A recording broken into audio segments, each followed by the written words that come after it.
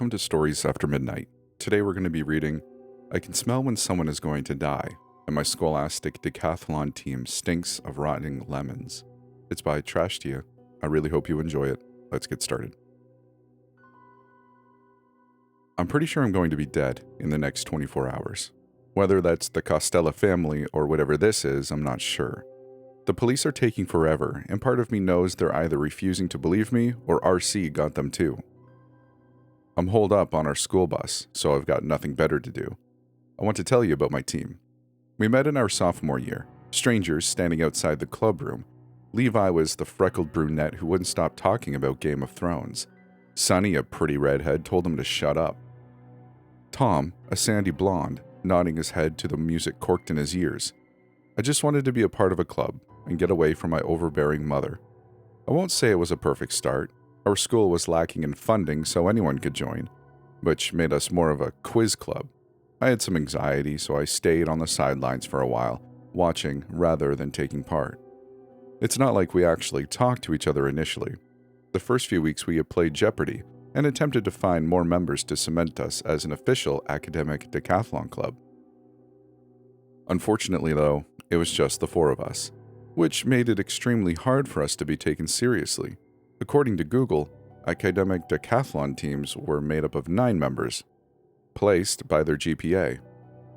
Our principal laughed at us, but he did let us become official, which was out of pity, I assumed. The club was assembled, and we started meeting up after school. Sort of. Sunny barely showed up, and Levi didn't take anything seriously, preferred to spend the time telling us about his weird family turf war. Our principal dumped us in a tiny classroom with a resident rat living under the floorboards. And there was barely enough room to move, and the four of us crammed together for 3 hours was less than appealing. Still, though, I wanted to be a part of a club. I had grown up with parents who were obsessed with board games, so I was pretty good at general knowledge questions. Our club room was too small for anything else but 3 desks. Sunny and I shared one, and a whiteboard we had to shove through the door. But again, we didn't start as an academic club. It was more akin to Storytime Club. Arriving late on my 3rd day, armed with quiz cards from home, I found Tom and Sunny completely mesmerized by Levi's storytelling skills, drowned in shadow. They didn't even turn the lights on. I strictly remember squeezing next to Sunny and hearing the words, "But there was so much blood over the floor, and my mom told me to go upstairs and hide under the bed."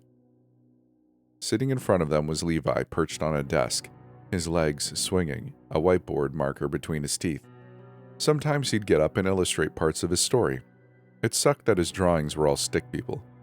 I won't go into full details of his life, but Levi grew up as part of a family who had interesting methods of making a living. I had seen the guy's father multiple times when we hung out at his place, and yeah, my friend's family definitely had soprano vibes. Levi's Draw My Life was nothing to do with the club, but it did bring us closer, even if at that point I was considering leaving.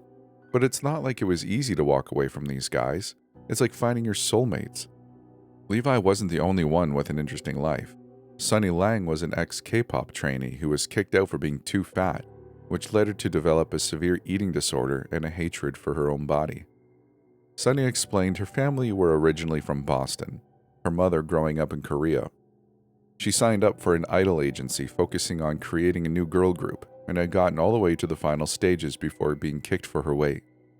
Sunny told us her story with a smile, though there was a hollowness in her eyes I couldn't ignore. The other girls were judgmental bullies, and the idol diet and brutal regime almost killed her. Sunny lived in a tiny apartment with 9 girls, who would tear each other apart for a chance to debut. Sunny said all the other girls debuted, and when we, not so patiently, asked for names, she shrugged, admitting she signed an NDA that prevented her spilling the beans. What she did say was the K-pop idol is a product, not a person, and are made and molded into a product. She had zero interest in throwing her humanity away to become a manufactured doll. So, one of us was the son of the underground family and the other was an ex-idol. Tom was an aspiring horror writer with a famous older stepbrother. His story times were usually that one time I went to the Met Gala. When it was my turn to reveal my story, I told them the only interesting thing about me. I could smell when something bad was going to happen. They laughed, but I was being serious. When I was a kid, I smelled my mother's brain tumor. I remember it smelled like curdled milk. I asked Mom why her head smelled of moldy milk, and Mom laughed and said it was her shampoo.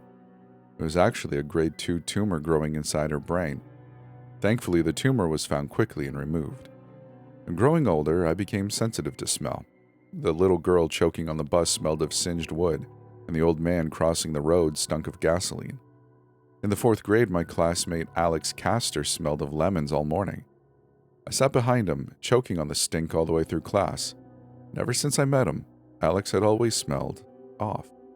It was a distinct smell I could never understand, and as the days and months and years went by, that smell morphed into a subtle orangey musk that was so strong I had to cover my mouth and nose.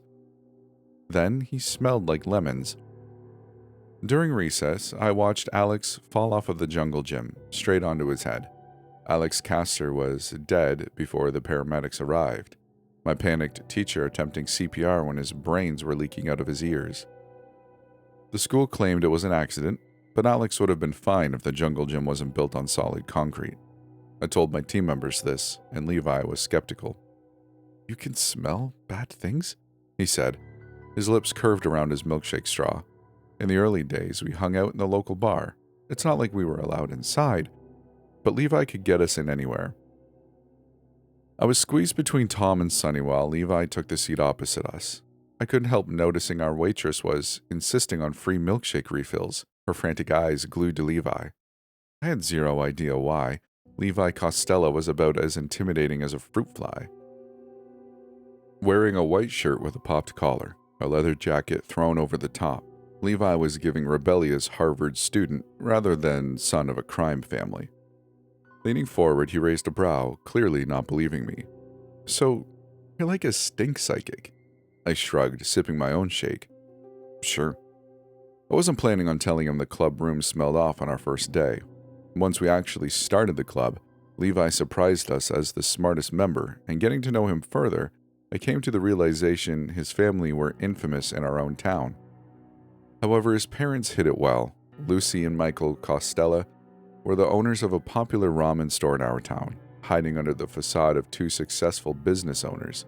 The Costellos were an attractive family. And Lucy was a sophisticated brunette with a lipstick smile. Michael, a handsome, fluffy-haired man who looked like he modeled glasses. The two were fiercely protective over their youngest son, not so casually reminding us behind grinning smiles that if anything happened to Levi, we would automatically be involved in the family. I mean, they did laugh and say to us, "We're joking, look at your little faces," when Sonny went deathly pale. But there was definitely truth behind their words. Being Levi's friend was challenging at first. Now, Tom and I were in his room studying for finals, and an alarm went off, flooding Levi's room in red light. I had zero idea where it was coming from, but it locked all the doors and windows, forcing the Costello residence into temporary lockdown. Levi didn't seem fazed, casually mentioning his parents were taking care of it. He had a whiteboard set up in his room and was standing in front of it, cramming all of our textbook notes into one easily digestible drawing. And Levi wasn't just smart. He was Ivy League smart, so we had struck gold with him. His family were questionable, and yes, sometimes I did fear for my life, but as the more time we spent at his house, the Costello household became a second home. We got used to the alarms. I just brought along earplugs. I wish I was writing this post about Levi's family, and sure, they are a factor in what is going on right now, but I want to preface this by saying the events below involve the 2024 Scholastic Decathlon final in our town with the schools listed: Starbrook High School, Ratcliffe High School. And please note, the incident that took place last night was immediately covered up and all phone footage was destroyed. Our town is mostly out of the way and does not show up in Google searches. We also have our own version of the Academic Decathlon, which is a more town-level competition due to lacking funds. The four of us were desperate to start competing with our schools, so we started taking things a little more seriously. We got a coach, Mr. Haynes, who was hesitant at first. In his words, "You will hate me as a coach." He started by recruiting more members, announcing, "If you want to be taken seriously as an actual club, then I'll be taking the reins from now on." He did, and with our teacher's guidance and sometimes brutal honesty, We reached a level where we could start competing with other schools in town. Now, none of us knew this, but Mr. Haynes was obsessed with winning. So club meetings were twisted into 2-hour study sessions with no talking, followed by Mr. Haynes' Jeopardy, which was Jeopardy without the actual fun. We were quizzed multiple times, answer cards and practice questions quite literally thrown directly in our faces. I hate to admit this, I really hate to admit this, but Mr. Haynes' tactics worked. Sure, we had been mildly brainwashed by our slightly unhinged coach, but with Levi Costella, we destroyed our competitors. Like I said, our town held their own version of the academic Scholastic Decathlon, but it was pretty much the same, with some changes. 10 subjects: language and literature, math, social science, economics, art, music, interview, speech, and essay. Unlike the official decathlon, ours was more like a game show, with the ability to be knocked out if a team member answers a question wrong. Whoever answers the most questions correctly wins. Team meetups were either tests, study sessions, or quizzing each other, which leads me to last night.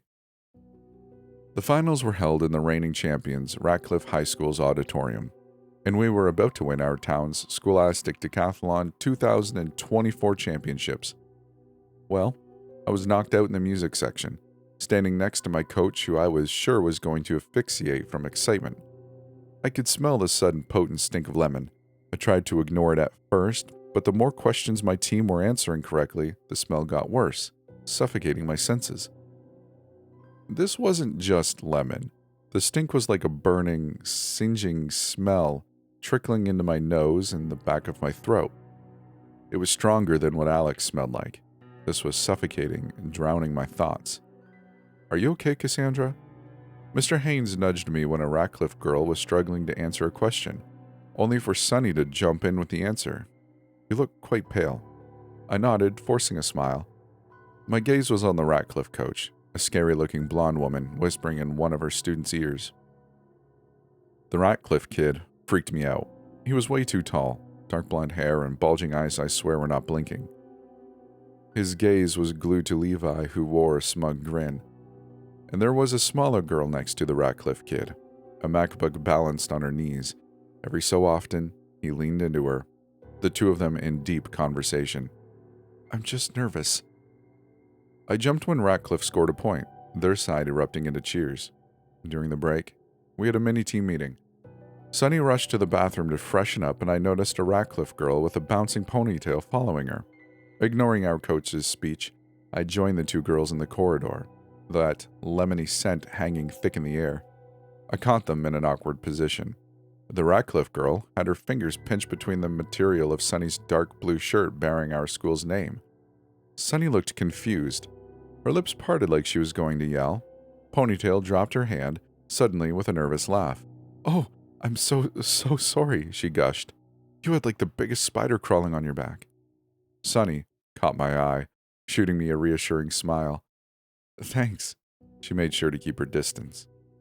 Where's your bathroom?" The Ratcliffe girl nodded down the hallway. "It's just down there. I'm going there too if you want me to show you." Sunny motioned for me to go back to the auditorium. Sure. That'd be great." I did try to follow them, only for Sunny to cough loudly. I took the hint, reluctantly heading back into the auditorium. My team was hyping each other up, Levi in the center, sweating through his team's shirt. He ran a trembling hand through his hair. "I can't do this," he groaned. "Ratcliffe High is known to play dirty, man. They're unbeatable." "In what way do they play dirty?" I asked, joining him. Levi gulped down water, shrugging. I don't know. They're already trying to distract me with the stink eye." The boy narrowed his eyes at a grinning Ratcliffe kid, who, after noticing our stares, jumped to his feet, waving at us. "Hey, guys." "That's Harry Cartwright, the son of the Cartwright family, who tried to kill my parents in the 3rd grade." Levi mockingly waved back. "As you can see, their kid is a damn psychopath." Huh. I wasn't expecting the smiley kid to be the momster's son. Harry Cartwright was not what I expected. Unlike his team members, he was the only one in casual clothing, a short-sleeved white shirt and jeans, a pair of sunglasses perched atop of his head. Tom went pale. "Damn," he hissed. "He's one of you? Then those bastards will have a reason to play dirty, right?" Levi shrugged, averting his gaze. It was the first time I saw his eyes darken, like he was subtly telling the boy to back off. The Cartwrights have been trying to buy our land for a while, he muttered. I wouldn't put it past them to use the Decathlon as a way to attack. Attack? April, another member of our team, hissed. Like, attack? Mr. Haynes grabbed the boy, resting his hands on Levi's shoulders. Ignore them, he said. Hey, look at me. Levi did, raising a brow. You're losing that spark in your eye, young man. Spark? Our coach nodded. Look at me, kid. Levi rolled his eyes. I am looking at you, Mr. Haynes. The man was shaking. I was guessing his whole career, or coaching career, was on the line. They know they're losing, Mr. Costello. Haynes shook the boy, squeezing his shoulders. You are being positive, and Ratcliffe doesn't like that. They want you to be nervous. They want you to make you second-guess yourself and lose confidence. Don't let them get into your head. He smiled, giving the boy a playful shove. Kick their asses. Exactly. I didn't realize Sunny was back from the bathroom. The faint smell of lemons had followed her. I noticed a wet patch on her shirt collar, though she was quick to smile at me, admitting she'd spilled water down herself. Sunny wrapped her arms around Levi, squeezing him into a hug. She hung on for a little too long. Tom dragging her away with a laugh. Good luck, all right. She backed away, ruffling his hair. We've got this. When I hugged Levi, good luck too, I had to resist overcoming my nose. The smell of lemon was unbearable, just like 4th grade Alex. But it wasn't as potent as earlier. I vaguely remembered the smell starting to fade once Alex's body was being carted away on a stretcher. Following my captain through the crowd, I was right. The smell was less suffocating. Before he went back to the stage, I grabbed the back of his shirt. The material was soaking wet. How are you so wet? I said, swiping my hands on my shirt. Huh? I shook my head. Never mind. Do you remember what I told you in sophomore year? Levi settled me with a confident but nervous smile. That you're scared of clowns? No, I mean the boy who smelled of lemons, I gritted out. Levi surprised me with a laugh. What are you talking about? Something ice-cold trickled down my spine. Levi did know what I was talking about. He brought up my stink sense a day earlier in front of his parents, and I had to cover his mouth to shut him up. Leaning close, I whispered in his ear, You stink of rotten lemons. He nodded slowly, pulling away. Thanks? I bit back a hiss of frustration. No, you don't understand what I'm saying. Starbrook High School, the host announced. Can all members please return to the stage? Levi held up his hand for a high five. Can we do this later? He winked. I'm kind of busy carrying the spelling bee on my back right now. I nodded shakily, high-fiving him and letting him jump back onto the stage. Before his words hit me like a tidal wave, ice-cold water slamming into me. Spelling bee? Slowly, making my way back to the stands, Levi's mistake was circling around my head. He did win a spelling bee, but that was in middle school. And thankfully, the smell of lemons was gone when I returned to my seat. Mr. Haynes handed me a soda. Chill out, Cassandra. It's just a game. He could talk. The guy was on his 5th coffee. Mr. Haynes was not chilled out in the slightest. Surprisingly, the event went well. I was half expecting my team to be crushed by the rafters or caught in a blaze started in the crowd, but we were doing well. No, we were winning. Reaching the climaxing round, Sunny choked against a smug Ratcliffe boy, joining me on the sidelines. Levi answered the next question with a confident smile. We were winning, but Ratcliffe could still catch up with a miracle. The second to last question was to Ratcliffe, and it was general knowledge. Where on the human body would one find the orbit? I knew the answer, and so did Levi, his lips breaking out into a smile when the Ratcliffe boy was hesitating, eyes wide. Our school's buzzer went off, Levi slamming his fist down. Bzzzt. The host turned to our team. Starbrook, can I have your answer? Levi nodded, shooting our team a victory grin. It's... He opened his mouth to answer, his jaw slackening suddenly. The boy's shoulders slumped.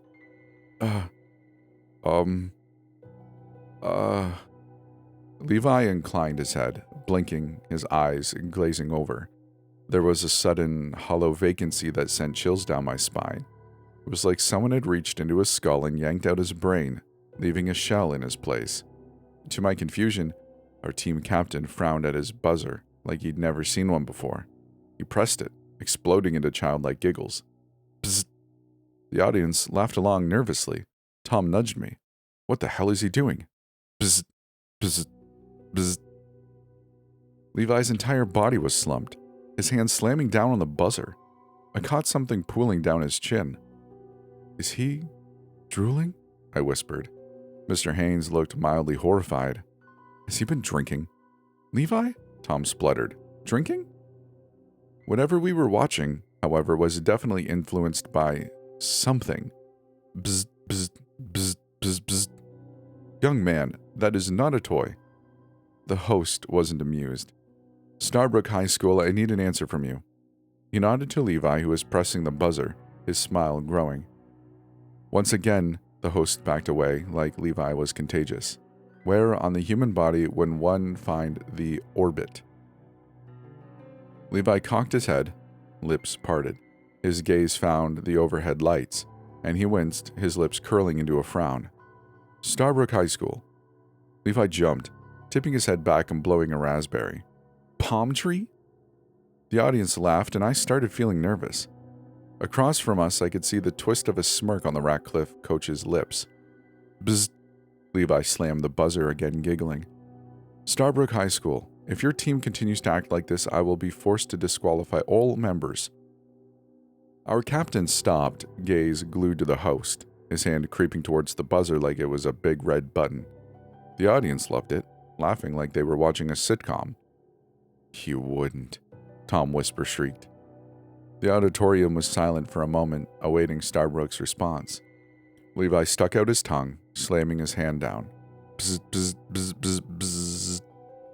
When Tom dragged Levi away from his podium, a Ratcliffe girl hit her buzzer. Starbrook High School, you are disqualified, the host announced. Ratcliffe High School, do you have an answer? It was Ponytail who nodded with a grin. The answer is the eye socket. The orbit is part of the eye socket. That is correct. The host was distracted, his eyes glued to Levi. Ratcliffe High School wins. Levi jumped when the Ratcliffe wide erupted into cheers.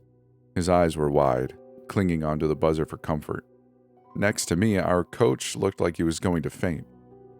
I barely noticed Ratcliffe's victory, too busy watching our team captain, who was Harvard-bound, tipping his head back and smiling at the ceiling like a newborn baby. Tom dragged the stumbling boy over to me, his mouth twisted. This was Ratcliffe, right? He hissed, shaking our captain, who was struggling, squirming in his grip. Did they put something in his drink? He prodded Levi. Hey, what did they do to you? Still, though drugging his drink didn't make sense. Levi never left the auditorium and kept his water bottle with him the whole time. How did they even manage to slip something into his drink in the first place? Did I smell our competitors drugging him? Sure, intentionally inebriating my teammate was morally wrong and illegal, but why could I smell lemon? I doubt it was Ratcliffe. Sonny squeezed next to me. I've been watching them. They're harmless. Then how the hell do we explain this to his parents?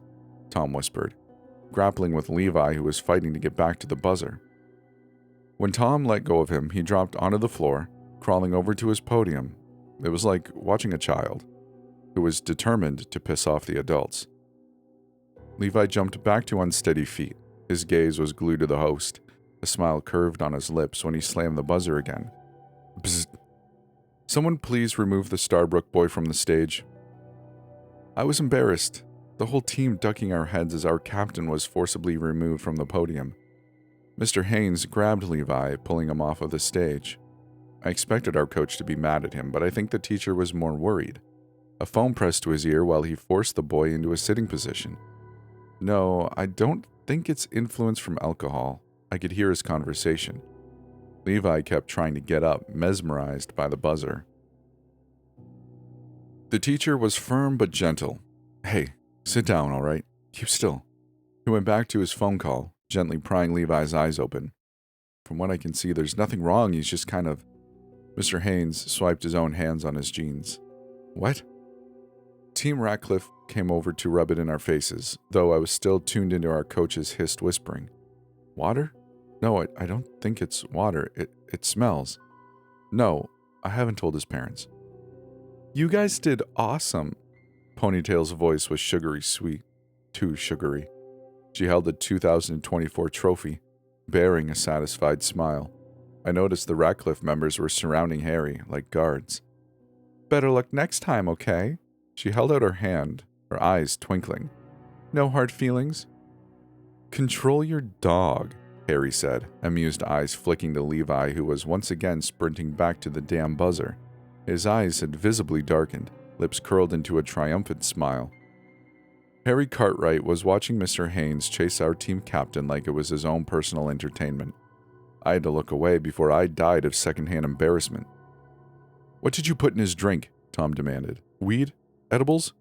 The boy attempted to shove Harry, only to be pushed back. What the hell did you do to him? Harry's smile didn't waver. Like I said, control your mutt. When the Ratcliffe team walked away, our red-faced coach, struggling with Levi, who was behaving progressively more erratically, informed us we were no longer welcome inside the school. Tom suggested calling an ambulance, but our coach was hesitant. We all knew who Levi's family were. On the way out, Tom matched my stride. He was frowning at our team captain struggling to walk. The way he was acting was already eyebrow-raising, but walking at an angle and being unable to stand up straight was worrying. I don't think they drugged his drink, Tom muttered. We pushed through the doors out of the school, and I reveled in the cool night air grazing my cheek.